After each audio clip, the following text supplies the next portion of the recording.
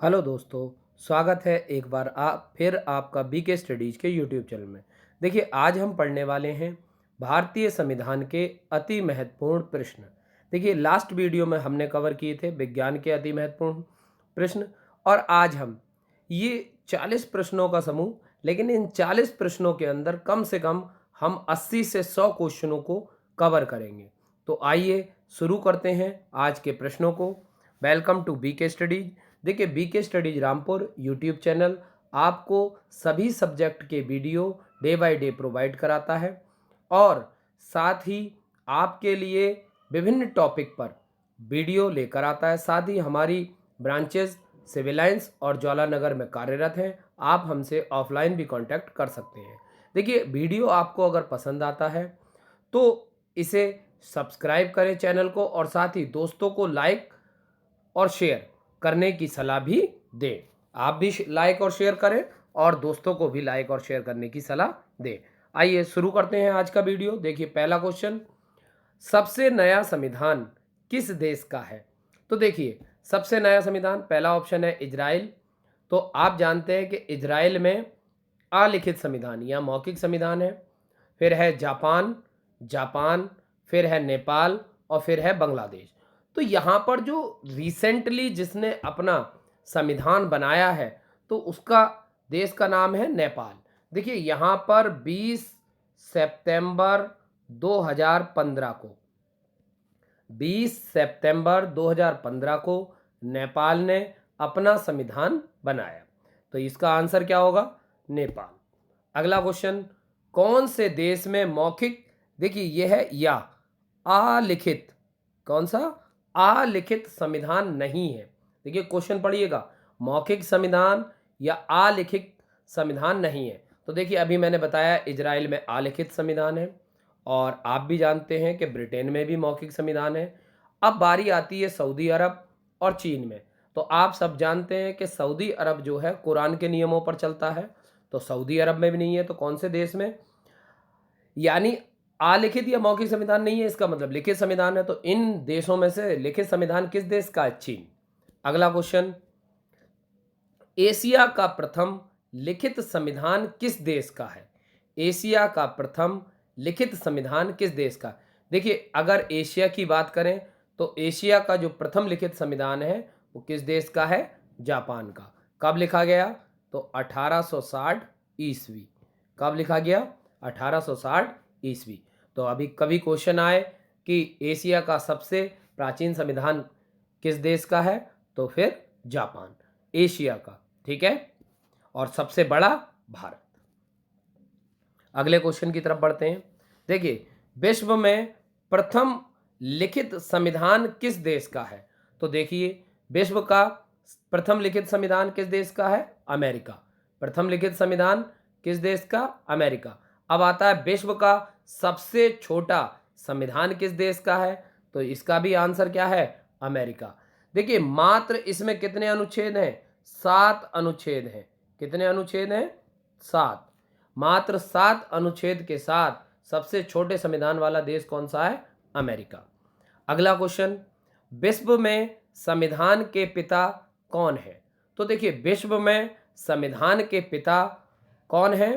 तो संविधान के पिता हैं अरस्तु। कौन है? अरस्तु। इनकी बुक कौन सी है? पॉलिटिक्स। तो बुक, सबसे पहली बुक पॉलिटिक्स, और पॉलिटिक्स के साथ ही विश्व में संविधान का पिता किसे कहा जाता है? तो पिता कहा जाता है अरस्तु को। नेक्स्ट क्वेश्चन, भारतीय संविधान के प्रेरक या विचारक कौन है? देखिए, भारतीय संविधान के यहाँ क्वेश्चन है प्रेरक या विचारक कौन है? भीमराव अंबेडकर, मानवेंद्र नाथ राय, मोतीलाल नेहरू और महात्मा गांधी। तो यहाँ पर जो प्रेरक और विचारक हैं वो है मानवेंद्र नाथ राय, या हम इन्हें कहते हैं एम.एन. राय। तो देखिए, एम.एन. राव या राव, तो एम.एन. राय भारतीय संविधान के प्रेरक या विचारक हैं। और संविधान की मूल कॉपी किसने लिखी है? प्रेम बिहारी नारायण रायजादा, ठीक है। तो ये भी याद रखेंगे। अगला क्वेश्चन, 1774 में स्थापित हुए न्यायालय के मुख्य न्यायाधीश कौन थे? तो देखिए, वहां पर एक मुख्य न्यायाधीश और 3 न्यायाधीश थे। तो इसमें पूछा गया है मुख्य न्यायाधीश, तो मुख्य न्यायाधीश थे सर एलिजा इम्पे, और बाकी जो 3 न्यायाधीश थे वो कौन कौन से थे? सर चैम्बर, सर लिमेस्टर और सर हाइड।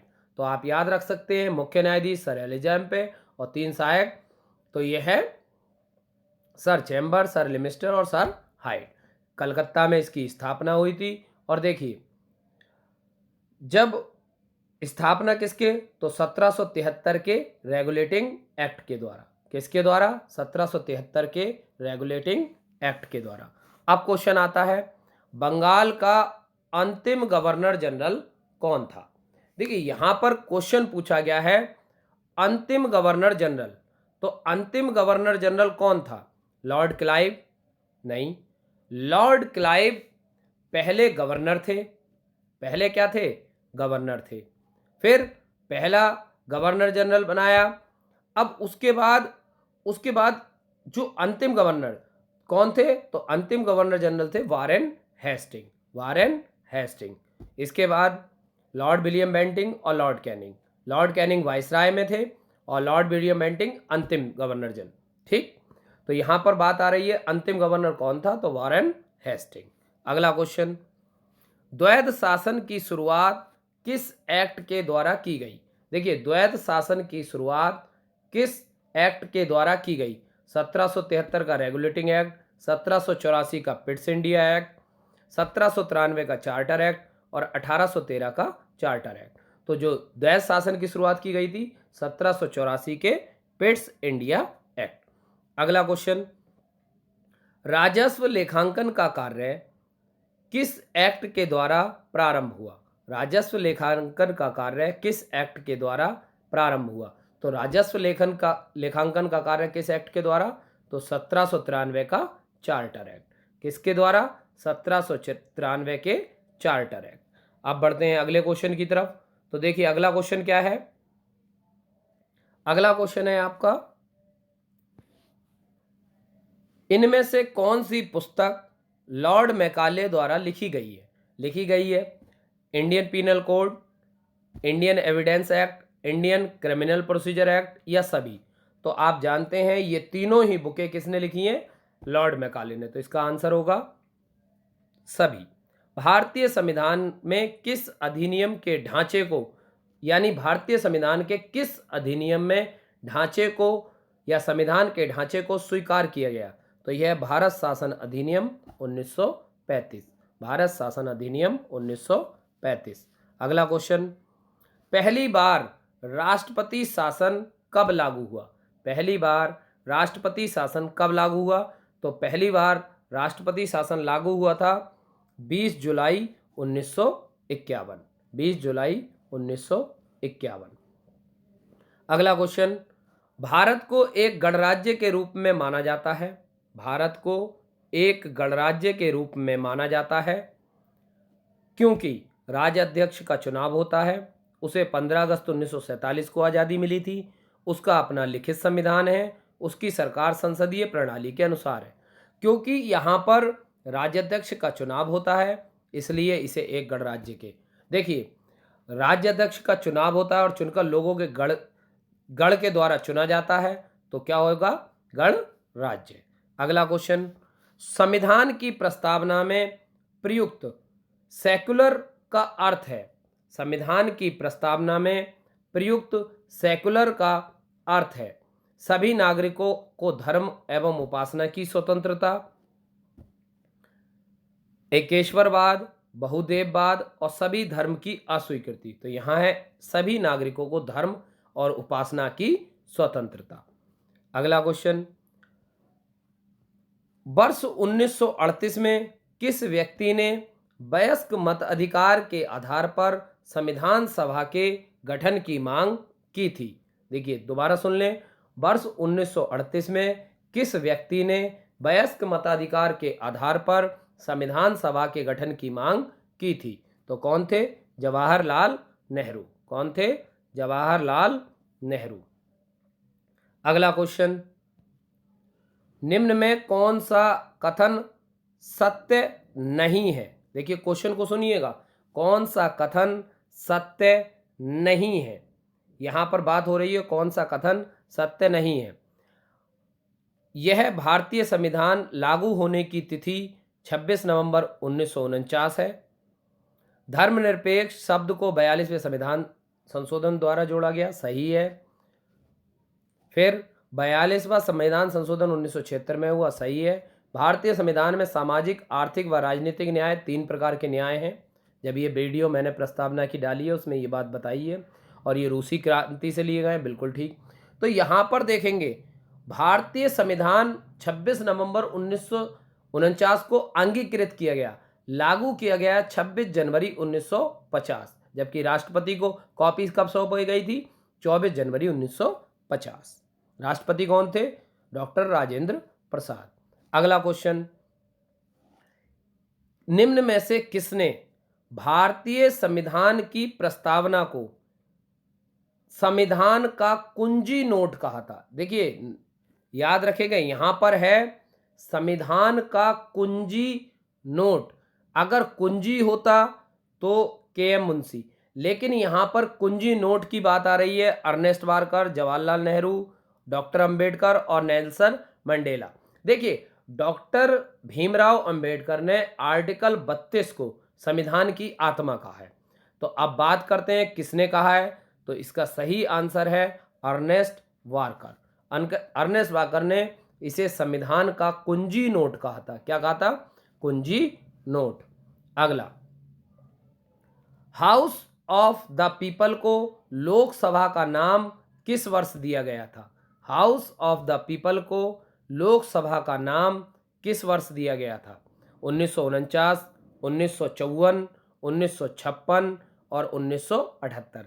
तो हाउस ऑफ द पीपल को लोकसभा का नाम वर्ष 1954 में दिया गया। कब दिया गया? 1954 में। नेक्स्ट क्वेश्चन, संविधान की प्रारूप समिति के समक्ष प्रस्तावना का प्रस्ताव किसने रखा था? तो ये प्रस्ताव किसने रखा था? तो उद्देश्य प्रस्ताव कौन लेकर आए थे? पंडित जवाहरलाल नेहरू। प्रस्तावना का जो प्रस्ताव रखा था वो किसने रखा था? पंडित जवाहरलाल नेहरू। अगला क्वेश्चन, हमारे संविधान की व्याख्या के लिए अंतिम प्राधिकारी है। तो अंतिम प्राधिकारी कौन है? तो अंतिम प्राधिकारी है उच्चतम न्यायालय। अंतिम प्राधिकारी कौन है? उच्चतम न्यायालय। अगला क्वेश्चन, अंडमान निकोबार द्वीप समूह का न्याय क्षेत्र किस न्यायालय की देखरेख में आता है? अंडमान निकोबार द्वीप समूह का न्याय क्षेत्र किस न्यायालय की देखरेख में आता है? तो देखें, पोर्ट ब्लेयर में कलकत्ता हाई कोर्ट की सर्किट बेंच। पोर्ट ब्लेयर में कलकत्ता हाई कोर्ट की सर्किट बेंच। आप जानते हैं अंडमान निकोबार द्वीप समूह के न्याय क्षेत्र का कार्य पोर्ट ब्लेयर में कलकत्ता हाई कोर्ट की खंडपीठ करती है। देखिए होता पोर्ट ब्लेयर में, लेकिन करता कौन है? कलकत्ता हाई कोर्ट की खंडपीठ। सर्किट बेंच मतलब खंडपीठ। अगला क्वेश्चन, सुप्रीम कोर्ट में जजों की संख्या कौन बदल सकता है? देखिए यहां पर क्वेश्चन है, सुप्रीम कोर्ट में जजों की संख्या कौन बदल सकता है? तो देखिए, अब राष्ट्रपति आदेश, कानून द्वारा संसद, सुप्रीम कोर्ट की अधिसूचना, केंद्र सरकार की अधिसूचना। तो यहां पर संसद द्वारा यानी कानून द्वारा संसद सुप्रीम कोर्ट के जजों की संख्या में बदलाव कर सकती है। ठीक है, प्रारंभ में सुप्रीम कोर्ट में कितने जज थे? 7। प्रारंभ में सुप्रीम कोर्ट में कितने थे? 60। फिर 1956 में कितने हो गए? 1956 में कितने हो गए? 10। 1956 में 10। उसके बाद 1960 में 13, 1960 में 13, 1977 में 17, 1985 में 25 और वर्तमान में ये संख्या कितनी है? 31। वर्तमान में कितनी है? 31। तो देखिए कहाँ से क्वेश्चन कि प्रारंभ में कितने थे? 7, फिर 10, फिर 13, फिर 17, फिर 25 और अब वर्तमान में कितने? 31। अगला क्वेश्चन, दिल्ली को एनसीटी यानी राष्ट्रीय राजधानी क्षेत्र, नेशनल नेशनल कैपिटल टेरिटरी। तो संविधान के किस संशोधन में बनाया गया? देखिए क्वेश्चन है, दिल्ली को एनसीटी यानी राष्ट्रीय राजधानी प्रदेश संविधान के किस संशोधन में बनाया गया? तो ये था आपका 69वां संविधान संशोधन, 69वां संविधान संशोधन। देखिए 69वां संविधान संशोधन अगर बात करें कब पारित हुआ, तो ये पारित हुआ था 1991 में, जिसके अंतर्गत दिल्ली को विशेष केंद्र शासित प्रदेश का दर्जा दिया गया। एनसीटी की जो स्थापना हुई थी वो 1 फरवरी 1992, 1 फरवरी 1992 को ये पूर्ण हुई थी। अगला क्वेश्चन, भारत में एक राज्य में कार्यकारी शक्ति के संदर्भ में निम्नलिखित में से कौन सा कथन सत्य नहीं है? यानी कौन सा कथन सही है? राज्य की कार्यकारी शक्ति राज्यपाल में निहित होती है, राज्य की कार्यकारी शक्ति राज्यपाल में निहित होती है। राज्य में वास्तविक कार्यकारिणी परिषद मंत्री परिषद है। राज्य में कार्यकारी निर्णयों को मुख्यमंत्री के नाम पर लिया जाता है। तो अगर इसके अकॉर्डिंग देखें तो आंसर आपका आता है, देखिए पहला सही है, दूसरा, और जबकि मुख्यमंत्री गलत है। तो यहाँ पर अगर इसके अकॉर्डिंग आप ऑप्शन को चुनेंगे तो कौन सा आ जाएगा? केवल 1 और 2, केवल 1 और 2, क्योंकि राज्य में जो कार्यकारिणी निर्णय को है वो राज्यपाल के नाम पर लिया जाता है, मुख्यमंत्री के नाम पर नहीं, राज्यपाल के नाम पर लिए जाते हैं। अगला क्वेश्चन, भारत की निम्नलिखित आधिकारिक भाषाओं पर विचार करें और विचार करने के बाद आपको बताना है। देखिए 2003 में 92वें संविधान संशोधन द्वारा 8वीं अनुसूची में कौन सी जोड़ी गई? सिंधी नेपाली, कोंकणी मणिपुरी, बोडो संथाली और कोंकणी डोगरी और मैथिली। तो हम जानते हैं कौन सी जोड़ी गई थी, तो जोड़ी गई थी BDMS, BDM और S, बोडो डोगरी मैथिली और संथाली, बोडो डोगरी मैथिली और संथाली। तो इसके अकॉर्डिंग ऑप्शन कौन सा सही होगा? 3 और 5। देखिए 3 में क्या है, अगर 3 में देखेंगे बोडो और संथाली और इसमें डोगरो और मैथिली, तो 3 और 5। अब अगले क्वेश्चन की तरफ बढ़ते हैं, लेकिन पहले देखें कैसे कैसे। अगर बात करें 1967 में 15वीं, आरंभ में 14 भाषाएं थी, 15वीं भाषा जोड़ी गई थी 1967 में, कौन सी जोड़ी गई थी? सिंधी, 15वीं जोड़ी गई थी सिंधी। उसके बाद 1992 में 3 भाषाएं जोड़ी गई थी, नेपाली, मणिपुरी और कोंकणी। उसके बाद 2003 में 4 भाषाएं, बोडो, डोगरी, मैथिली और संथाली। अगला क्वेश्चन, तो देखिए अगले क्वेश्चन में संविधान के अनुच्छेदों पर ध्यान दीजिए और कौन सा, अब इसमें बताना है मिलान सही है, कौन सा मिलान सही है या सही नहीं है, कौन सा मिलान सही नहीं है ये बताना है आपको। ठीक है, देखिए यहां पर कौन सा मिलान सही है, तो यहां पर सही मिलान की बात चल रही है। तो देखें अनुच्छेद 72 राष्ट्रपति की क्षमा शक्ति, देखिए किसी को भी क्षमा करने क्या है? बेहतर, क्या है? बेहतर। ठीक है, अब अनुच्छेद 143, ठीक है 143, एक अपराध में 4 लोगों की गवाही से 3 लोग निर्दोष, किसके? सलाह। तो सुप्रीम कोर्ट के सलाहकार क्षेत्राधिकार, तो सुप्रीम कोर्ट सलाहकार के तौर पर कौन से आर्टिकल? 143, बिल्कुल सही। वित्तीय आपातकाल 360, ठीक है, वित्तीय आपातकाल 360। अब इसमें जो अलग है वो कौन सा है? देखें तो 148 यहां पर लिखा है भारत के अटॉर्नी जनरल, जबकि ये होता है भारत के नियंत्रक एवं महालेखा परीक्षक, यानी controller auditor general of India. तो यानी कि इसमें कौन सा गलत है? चौथा। तो इसके अकॉर्डिंग 1, 2, 3 सही है, तो ऑप्शन क्या होगा? खा सही। नेक्स्ट क्वेश्चन, भारतीय संविधान की 6ठी अनुसूची में किन 4 राज्यों को जोड़ा गया? भारतीय संविधान की सूची में किन 4 राज्यों को जोड़ा गया? तो देखिए इसके अकॉर्डिंग एक ट्रिक देता हूं मैं, किन 4 राज्यों को जोड़ गया, एएम टीएम, एएम टीएम। देखिए एएम से असम, टी मेघालय, असम मेघालय, और टी से त्रिपुरा और मिजोरम। तो अब देखेंगे इनमें से त्रिपुरा और मिजोरम किस किस में है। देखिए त्रिपुरा मिजोरम इसमें भी है और त्रिपुरा मिजोरम इसमें भी है, लेकिन असम केवल इसमें है। तो आंसर क्या सही होगा, B, answer B, AM TM, यानी असम मेघालय त्रिपुरा और मिजोरम। अगला क्वेश्चन, बाल अधिकारों पर संयुक्त राष्ट्र कन्वेंशन द्वारा निम्नलिखित में से वह क्या है जो अधिकार नहीं है, वह क्या है जो अधिकार नहीं है। तो देखिए सामाजिक सुरक्षा उनका अधिकार है, शोषण से संरक्षण और शिक्षा। तो कौन सा अधिकार नहीं है, रोजगार। कौन सा नहीं है, रोजगार।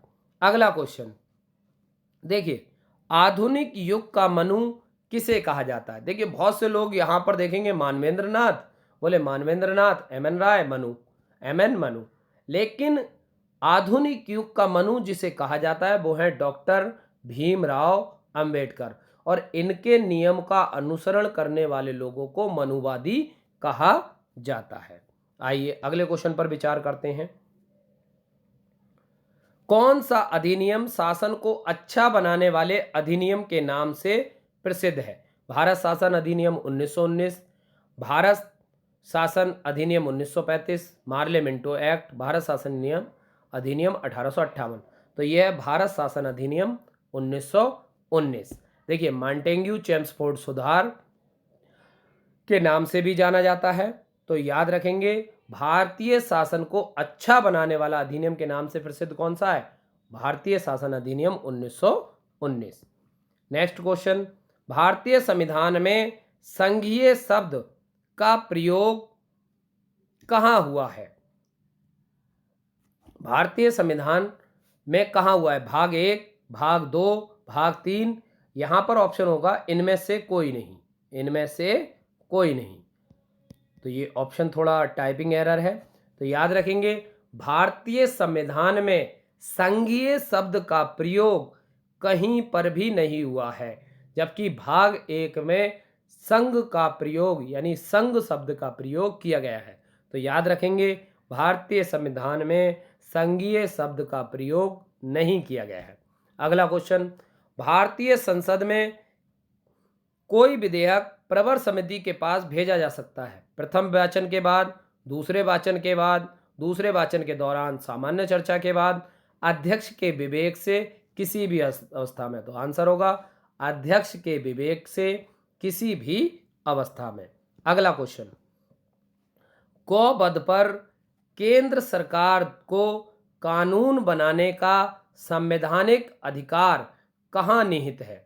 याद रखें गौवध पर केंद्र सरकार को कानून बनाने का संवैधानिक अधिकार कहाँ निहित। प्रविष्टि 17, अनुसूची 7, सूची 3 पशुओं पर क्रूरता निवारण, अनुच्छेद 248 के अंतर्गत अवशिष्ट शक्तियाँ, आपातकालीन शक्तियाँ, और निदेशक तत्व सिद्धांतों में अनुच्छेद 48। तो निदेशक सिद्धांतों में अनुच्छेद 48। अगला क्वेश्चन है, संविधान के किस उपबंध में केंद्र सरकार को सेवा कर लगाने और उसकी व्याप्ति बढ़ाने का अधिकार है। तो सूची 1, सूची 7, अनुसूची 7, सूची 3, अनुसूची 7, अनुच्छेद 248 के अंतर्गत अवशिष्ट शक्तियां या आपातकालीन शक्तियां। तो यह है अनुच्छेद 248 के अंतर्गत अवशिष्ट शक्तियां। अगला क्वेश्चन, संसदीय व्यवहार में शून्यकाल दखल भारत में कब शुरू हुआ। शून्यकाल दखल, तो याद रखेंगे भारत चीन युद्ध 1962, तो उसी समय याद रखेंगे शून्यकाल भी शुरू हुआ था। ठीक, 0 आवर। अगला क्वेश्चन, 1925 में अधिकारों की घोषणा किस रूप में की गई। मैग्ना कार्टा, होम रूल विधेयक, अधिकार पत्र, the common of India bill. तो देखिए बहुत से लोग क्या करते हैं, सीधे सीधे मैग्ना अधिकार पत्र यानी मैग्ना कार्टा, लेकिन जो 1925 में की गई थी वो था the common wealth of India bill. The common wealth of India bill के माध्यम से अधिकारों की घोषणा की गई थी। अगला क्वेश्चन देखिए, अगला क्वेश्चन है, जब कोई पदाधिकारी अपने सार्वजनिक कर्तव्य का निर्वाह नहीं करता है तो उच्चतम न्यायालय उच्चतम एवं उच्च न्यायालयों द्वारा लेख जारी किया जाता है, उस लेख को क्या कहते हैं? तो उस लेख को कहते हैं हम परमा आदेश। क्या कहते हैं हम? परमा आदेश। अगला क्वेश्चन, बेरोजगार लोगों के लिए बेरोजगारी भत्ते की व्यवस्था करना किससे संबंधित है? देखिए, बेरोजगार लोगों के लिए बेरोजगारी भत्ते की व्यवस्था करना किससे संबंधित है? तो यह है निदेशक तत्व, नीति निदेशक तत्व। इस तरीके से आज के ये प्रश्न यहीं तक थे, और आपको अगर वीडियो पसंद आया हो तो लोगों को शेयर करना ना भूलें, साथ ही ज़्यादा से ज़्यादा लोगों तक ये वीडियो को पहुंचाएं ताकि हम आपके लिए और अच्छे अच्छे क्वेश्चन ला सकें और आपको ज़्यादा से ज़्यादा इस तरीके के वीडियो प्रोवाइड कराएं। देखिए, हमारा चैनल फेसबुक पर सक्सेस पॉइंट नाम से, टेलीग्राम पर आप बीके स्टडीज़ नाम से सर्च कर सकते हैं, जबकि बीके स्टडीज़ की ऑफिशियल ऐप आप हमारी वेबसाइट bkstudies.com से डाउनलोड कर सकते हैं। साथ ही इस नंबर पर व्हाट्सअप कर सकते हैं और हमसे कांटेक्ट कर सकते हैं। देखिए, अब रहता है आज के सवाल की बारी। तो आज का सवाल है, जम्मू कश्मीर को किस अनुच्छेद के तहत विशिष्ट राज्य का दर्जा मिला था? किस अनुच्छेद के तहत विशिष्ट राज्य का दर्जा मिला था? दूसरा क्वेश्चन, भारत के प्रथम वायसराय कौन थे? भारत के प्रथम वायसराय कौन थे? इनके उत्तर आप हमें कमेंट बॉक्स में जरूर दें। हमारे साथ बने रहने के लिए शुक्रिया, धन्यवाद। आपका दिन शुभ रहे।